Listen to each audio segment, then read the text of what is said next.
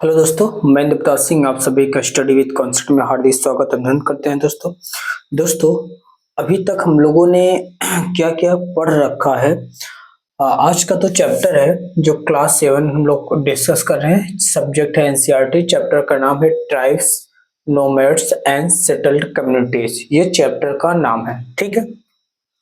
लेकिन मैं इस चैप्टर को शुरू करूं उससे पहले अभी तक हम लोगों ने क्या क्या पढ़ रखा है उसके बारे में थोड़ा सा डिस्कस कर लेते हैं, क्योंकि जब तक उस चैप्टर को हम लोग समराइज नहीं करेंगे, समझेंगे नहीं, तब तक हमको इस चैप्टर को समझने में थोड़ी सी प्रॉब्लम होगी। यानी अभी तक जो हम लोगों ने इतिहास पढ़ा, अभी तक हम लोगों ने जो भी पढ़ा, मैं थोड़ा सा साइड हो रहा हूँ क्योंकि मेरा जो रिफ्लेक्शन पड़ता है वो हो सकता है आपको इरिटेट करता हो, इसलिए मैं थोड़ा सा बचने का इससे प्रयास करता हूँ, ठीक है। तो जैसे हम लोगों ने क्लास 7 के थर्ड वन चैप्टर में हम लोगों ने पढ़ा किंग्स किंग्स एंड किंगडम के बारे में पढ़ा। देखिए कैसे, यानी पहले हम लोगों ने राजा और उसके राज्य के बारे में पढ़ा, किंग ऑफ किंगडम्स के बारे में पढ़ा चैप्टर नंबर थर्ड में। चैप्टर नंबर सेकंड में, चैप्टर नंबर थर्ड में हमने पढ़ा दिल्ली सल्तनत के बारे में, दिल्ली सल्तनत के बारे में, ठीक है। उसके बाद दोस्तों चैप्टर नंबर 4 में हमने पढ़ा द मुगल के बारे में। किसके बारे में? द मुगल के बारे में। यानी देखिए राजा और उसके राज के, उसके बाद हम लोग राजा और राज के बाद हम लोगों ने दिल्ली सल्तनत के बारे में पढ़ा, मुगल के बारे में पढ़ा। यानी अभी तक हम लोग का जो चैप्टर का main discussion of the centre हुआ करता था वो राजा या फिर उसके साम्राज्य के बारे में हुआ करता था। पहले छोटे राजा रजवाड़े हुआ करते थे, उनके बारे में डिस्कस किया। फिर जो है कि इनको ये किस तरीके से जो है कि ये तुर्क जो आते हैं, जो तुर्क आते हैं, जो अफगान के रूल आते हैं, इनको कैसे कैप्चर करके यहाँ जो अपना शासन प्रणाली को स्थापित करते हैं उसको हमने देखा। उसके बाद देखा दोस्तों कैसे जो है कि भारत में मुगल साम्राज्य की स्थापना होती है, जो अगले जो है कि लगभग 200-250 वर्षों तक जो है कि वो राज करते हैं। यानी 1526 से देखेंगे, 1526 से 1707 तक प्रभावी रहता है। तो लगभग 200-250 जो वर्षों तक जो है कि ये शासन करते हैं। ये कैसे कैसे जो है कि अपने शासन को स्ट्रेंथन करते हैं। यानी अभी तक हम लोगों ने सिर्फ और राजा और उनके साम्राज्य के बारे में पढ़ते आए हैं, लेकिन अभी तक हम लोगों ने न तो हम लोगों ने ट्राइब्स के बारे में, यानी ऐसी कम्युनिटीज के बारे में हम लोगों ने नहीं पढ़ा जो कहीं जो बड़े शहरों से कहीं दूर दराज जो है कि छोटे गांवों में या फिर जंगलों में रहते थे। ऐसे ऐसे ऐसे ऐसे लोगों के बारे में हम लोगों ने नहीं पढ़ा। इस चैप्टर में उन्हीं लोगों के बारे में हमको पढ़ने का अवसर मिला है, उसके बारे में देखेंगे हम लोग। यानी ट्राइब्स ट्राइब्स किसे कहते इसको जानेंगे। नोमैड्स, उसमें कुछ ऐसे नोमैड्स थे और कुछ ऐसे भी दो जो सेटल्ड कम्युनिटीज थे। यानी अगर आपके मन में अगर ऐसे विचार आते हैं कि ट्राइब्स का मतलब होता है कि जो सिर्फ और सिर्फ जंगलों में रहते हैं या मेन स्ट्रीम से कटे हुए होते हैं, ऐसा भी नहीं है। बहुत सारे ऐसे भी ट्राइब थे जो कि मुगल साम्राज्य में जो है कि मनसबदार भी थे, ठीक है दोस्तों। तो मतलब कि ऐसे ऐसे भी ट्राइब्स दो मुगल साम्राज्य में मनसबदार भी हुआ करते थे, ऐसे भी ट्राइब्स थे। यानी इसके बारे में हमको ध्यान देना है। दोस्तों बात शुरू करूं उससे पहले मैं आपको बताना चाहता हूं कि कौन से ऐसे लोग होते हैं जिसको हम लोग ट्राइब्स, क्या सिर्फ जो जंगलों में रहते हैं या फिर नेचुरल अपने प्राकृतिक अवस्थाओं में रहते हैं, क्या उन्हें ही हम ट्राइब कहते हैं, या कुछ उसके जो है कि अलग भी डिफिनेशन है, क्लासिफिकेशन है, जो इस क्राइटेरिया को फॉलो करता होगा उसको हम ट्राइब कह देंगे। तो दोस्तों याद रखिएगा, जैसे हम लोग जो मेन स्ट्रीम की सोसाइटी होती है वो जो कि वो कैसे वर्ण व्यवस्था पे आधारित थी, कैसी थी? वर्ण व्यवस्था पे आधारित थे। हम लोग ध्यान में रखिएगा, हम लोग जो है कि पूरी तरीके से मॉडर्न सोसाइटी के आधार पे एलोबरेट नहीं कर रहे, हम लोग जो है कि उस व्यवस्था को दे रहे हैं जो मिडिवल पीरियड में था, ठीक है। इस बात को ध्यान रखेंगे, नहीं पता चले कि आज के समय आप कंपैरिजन करेंगे तो आपको थोड़ा सा दिक्कत होगी, तो ठीक है।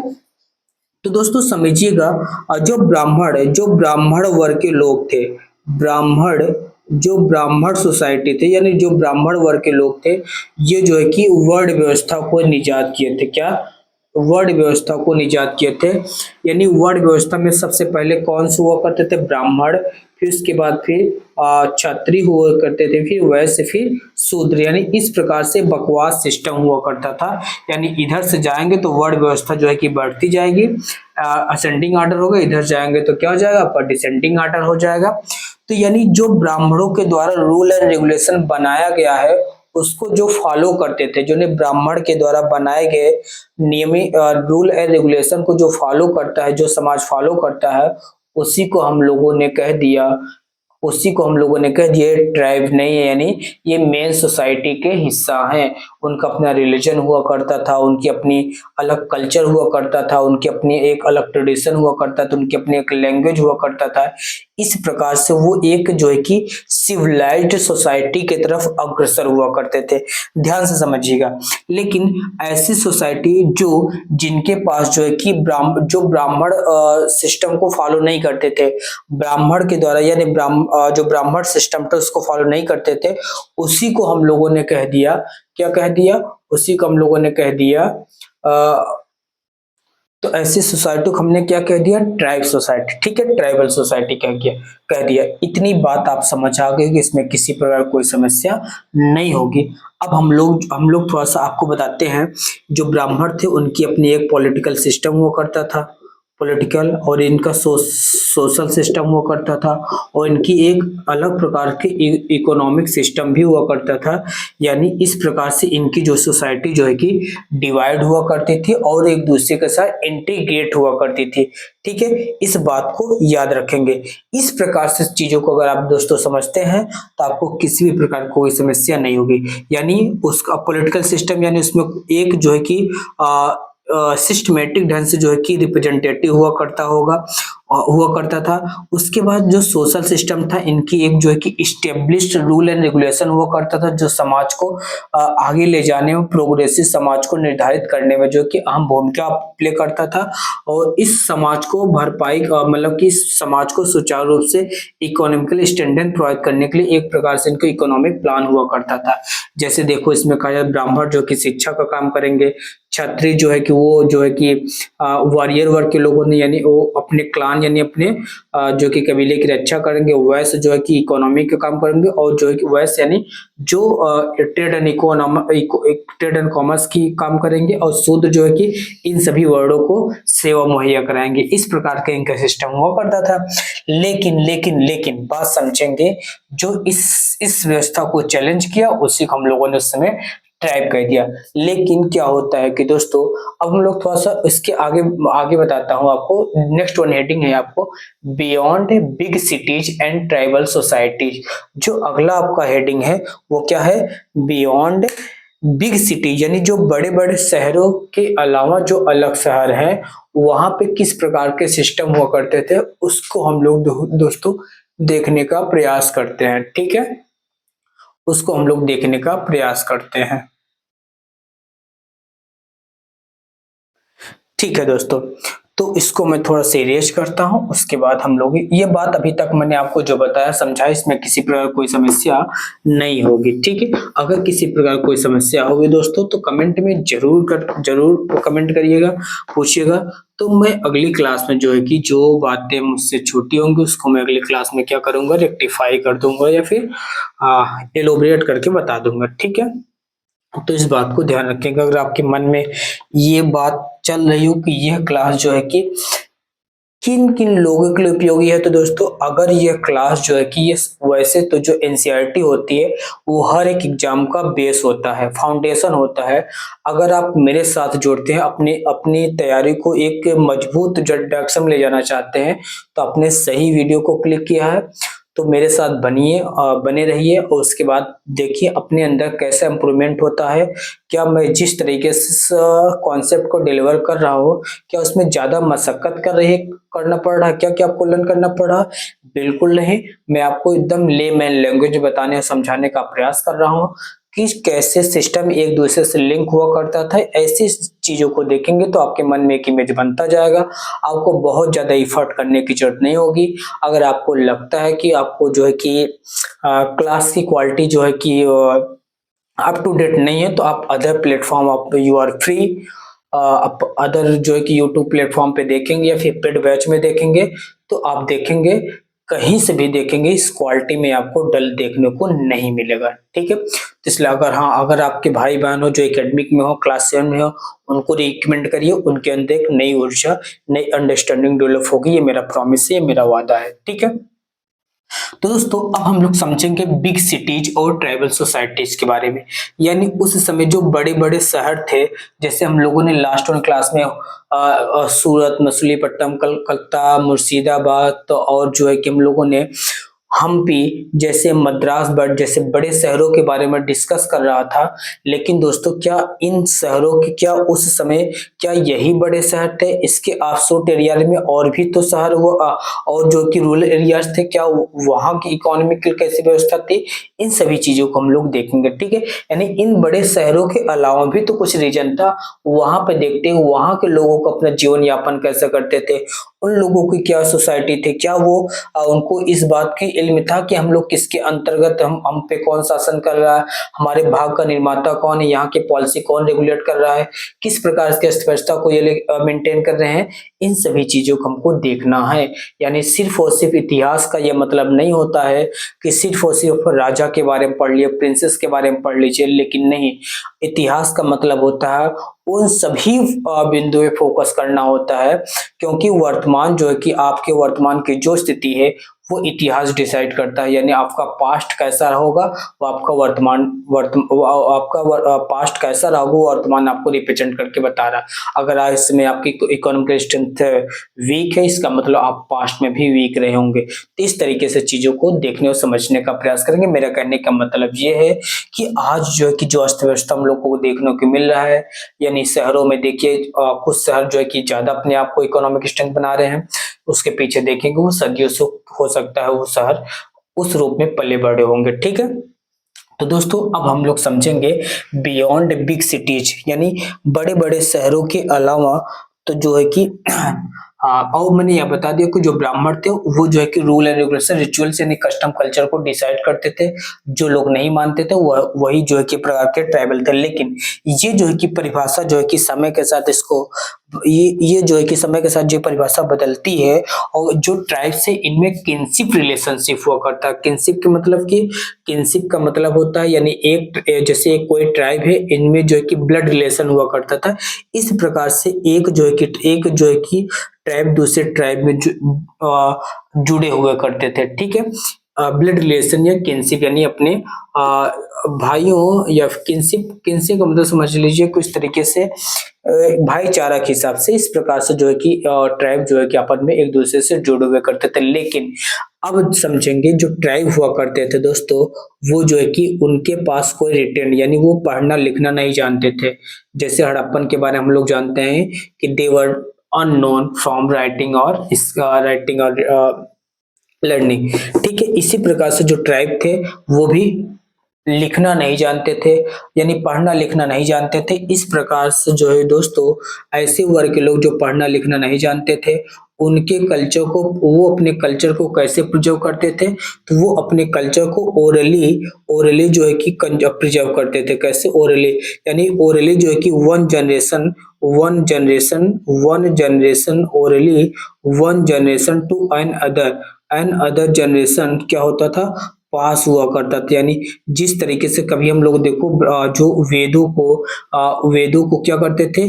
उसको श्रुति कहा जाता है, यानी वो सुन करके हम लोग इसको याद करते थे, फिर अगले जनरेशन में उसको ट्रांसफर कर दिया जाता था, क्योंकि उस समय जो है कि लिखने पढ़ने की कोई जो है कि सिस्टमेटिक पद्धति नहीं थी। ठीक है, इसी प्रकार से जो है कि ये जो ट्राइब हुआ करते थे, ट्राइब थे, वो जो है कि उनके पास कोई रिटन सोर्सेस नहीं है कि वो अपने इतिहास को, अपने कल्चर को, अपने ट्रेडिशन को वो प्रिजर्व कर पाए, कंजर्व कर पाए। इस प्रकार से वो जो है कि ओरली जो है कि अपने अपने इतिहास को ओरली वो अपने इतिहास को प्रिजर्व करते थे दोस्तों। तो दोस्तों इतनी बात आप लोग समझ गए होंगे। ठीक है, अब हम लोग थोड़ा सा इससे आगे बढ़ते जाते हैं। कुछ ऐसे भी जो ट्राइब थे जिसमें कास्ट बेस्ड सिस्टम था, कास्ट बेस सिस्टम था। अच्छा दोस्तों, एक बात और याद रखेंगे, जो ट्राइब थे, जो जो कि नेचुरली कुछ ट्राइब जो है कि हंटर और गैदरर्स थे। जैसे अब देखो, आज भी कुछ ऐसे ट्राइब, आज भी ऐसे बहुत सारे ट्राइब है जो आज भी जंगलों में शिकार करते हैं, जो जंगलों में शिकार करते हैं और जो है उसी प्रकार से अपने जीवन यापन का गुजारा करते हैं। यानी कुछ ऐसे ट्राइब थे जो प्राइमरीली जो कि हंटर एंड गैदरर्स थे। क्या थे? हंटर हंटर एंड गैदरर्स थे। हंटर एंड गैदरर्स थे। कैसे थे? वो शिकार करते थे और शिकार करने को जो उनको कंज्यूम आज करना होगा उसको कंज्यूम करते थे। जो शेष बच जाता था उसको हम लोग क्या करते थे? प्रिजर्व कर लेते थे। क्या करते थे? प्रिजर्व करते थे। और ये जो है कि नेचर के साथ रहना पसंद करते हैं। कैसे? नेचर के साथ रहना पसंद करते हैं। यानी ये जो है कि नेचर से बहुत प्रेमी होते हैं। ठीक है। और उसके बाद दोस्तों, हंटर होते हैं, गैदरर्स होते हैं, नेचर के साथ जो है कि रहना पसंद करते हैं। और दोस्तों, कुछ ऐसे ट्राइब्स होते हैं जो नोमैड्स होते हैं। नोमैड्स का मतलब होता है दोस्तों, यानी नोमैड्स होते हैं। क्लास 6 के एनसीईआरटी मैंने इसको पढ़ाया, बहुत डिटेल में बताया है। नोमैड्स का मतलब होता है, जैसे कुछ जो है कि कुछ ऐसे ट्राइब थे जो यहाँ पे मान लेते हैं ये भूभाग पे एग्रीकल्चर करते थे। जैसे धीरे धीरे जो अब इनके पास जो है कि मॉडर्न टेक्नोलॉजी तो है नहीं, जैसे से इस रीजन की जो है कि फर्टिलिटी जो है कि रिड्यूस हो जाती थी, ये दूसरे रीजन पे मूव कर जाते थे। फिर ये यहाँ पे अपना एग्रीकल्चर प्रोडक्शन, पास्टोरल जो है कि जानवरों को चराना, इस तरीके से वो जो है कि अपने जीवन यापन करते थे। इसी को बोला जाता है नोमैड्स कहा जाता है। यानी जब कोई ट्राइब एक स्थान से दूसरे स्थान पर समय के साथ जो है कि मूव करता रहता है, ऑन द बेसिस ऑफ, हो सकता है वो एग्रीकल्चर प्रोडक्शन के कारण होता है, या फिर क्लाइमेट कंडीशन के कारण होता है, या किसी नेचुरल डिजास्टर के कारण मूव हो सकता है। कई भी कारण हो सकते हैं एक स्थान से दूसरे स्थान जाने के लिए। तो ऐसे ट्राइब को दोस्तों नोमैड्स कहा जाता है। क्या कहा जाता है? नोमैड्स कहा जाता है। और नोमैड्स को जो है कि अलग अलग नाम से भी जानते हैं। किसी झूमिंग कल्टीवेशन के नाम से जानते हैं, जो अलग अलग प्रकार से जो खेती वगैरह करते हैं। तो दोस्तों, इतनी बात आप याद रखेंगे। और दोस्तों, मैंने यहाँ पे कुछ बनाया है पहले से। मैं आपको बताना चाहूंगा कि जो मैंने भी बताया, तो कुछ ऐसे ट्राइब्स थे, कुछ ऐसे ट्राइब थे जो अगली हेडिंग में है, लेकिन मैं आपको यही इन्फॉर्म करता हूँ। कुछ ऐसे टाइप्स थे, जैसे आपको गोखर थे। कौन थे? गोखर थे। 13-14 सेंचुरी में ये पंजाब में थे। कहाँ थे दोस्तों? पंजाब में थे। और उसके बाद गोखर ये बहुत ही मतलब कि ट्राइबल चीफ हुआ करते थे। इनके पास इकोनॉमिकल सिस्टम, तो पॉलिटिकल, इनके एक जो है कि स्टेब्लिश्ड पॉलिटिकल सिस्टम हुआ करता था। ठीक है, ये इनके पास पॉलिटिकल सिस्टम स्टेब्लिश जो है कि पॉलिटिकल सिस्टम हुआ करता था। और उसके बाद जो है कि इनके बाद जाते हैं गोखर्स आ जाते हैं। गोखर में दोस्तों कमल खान गोखर था, जो कि अकबर का मनसबदार हुआ करता था। अकबर का मनसबदार मतलब समझ रहे हैं कि यानी इसको जो है कि मुगलों का संरक्षण प्रोवाइड था। ठीक है, इस प्रकार से समझेंगे। यानी कहीं न कहीं इसका रीजन पावरफुल था और इन्होंने मुगल जो है कि सर्विस को एक्सेप्ट किया था। और देखो, ऐसे देखेंगे गुजरात में ऐसे ट्राइब थे, जैतवास थे, बैगा हैं जो आज के एमपी और छत्तीसगढ़, गुजरात, इन सब रीजन में पाए जाते हैं। भील्स हैं, कोलीज हैं जो आज के कर्नाटका, महाराष्ट्र और जो है कि MP, some parts of MP में पाए जाते हैं। गोंड हैं, संथाल है जो आज के झारखंड, छत्तीसगढ़ और उसके बिहार वाले रीजन में पाए जाते हैं। उड़ीसा में खोंडसम कोयच है, ये सब जो है कि उड़ीसा में पाए जाते हैं। अच्छा, ये सब जो है कि सारे रीजन में फैले, यानी बंगाल में, उड़ीसा में, उसके बाद झारखंड में, छत्तीसगढ़ में। अच्छा, चेरोज जो है कि आपको दोस्तों पाए जाते हैं कहाँ पे? बिहार में, औरांस और वेस्ट बंगाल में पाए जाते हैं। उसी प्रकार से गारो खासी जनता जो मेघालय में, आज उनके नाम पे पहाड़ी चोटी भी है। अहोम है जो दोस्तों, जो असम का बहुत बड़ा जो है कि साम्राज्य हुआ करता था। इसके बारे में हम लोगों ने इस चैप्टर में डिटेल में हम लोग इसके बारे में समझेंगे। उसी तरीके से नॉर्थ ईस्ट में देखेंगे, आपको नहीं दिख रहा होगा, नागाज थे। कौन थे दोस्तों? नागाज थे। और यहाँ मुल्तान में देखेंगे एक लंघास थे और अर्घुन्स थे। कौन से दोस्तों? लंघास थे और अर्घुनास थे, जो सिंध और मुल्तान वाले रीजन में जो कि इस प्रकार के ट्राइब पाए जाते थे, यानी इनका नाम आप याद रखेंगे।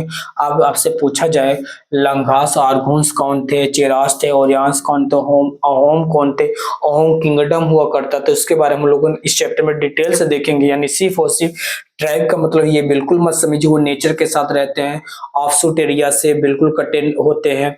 ऐसे देखेंगे बहुत सारे ट्राइबल्स लीडर भी हुआ करते थे, जैसे बिरसा मुंडा, यानी उनकी में देखेंगे उनके अंदर पॉलिटिकल एक सेंसिटिविटी डेवलप होती है। इन सभी चीजों को देखेंगे, यानी आप ट्राइब का मतलब सिर्फ और सिर्फ हमारे माइंड में ये सीमित है होना चाहिए कि वो नेचर प्रेमी है, पढ़े लिखे लोग नहीं है, इनके साथ हम किसी तरीके से एक्सप्लोर नहीं, लेकिन उनका वो कल्चर, उनका ट्रेडिशन है कि वो उस तरीके से रहना चाहते हैं।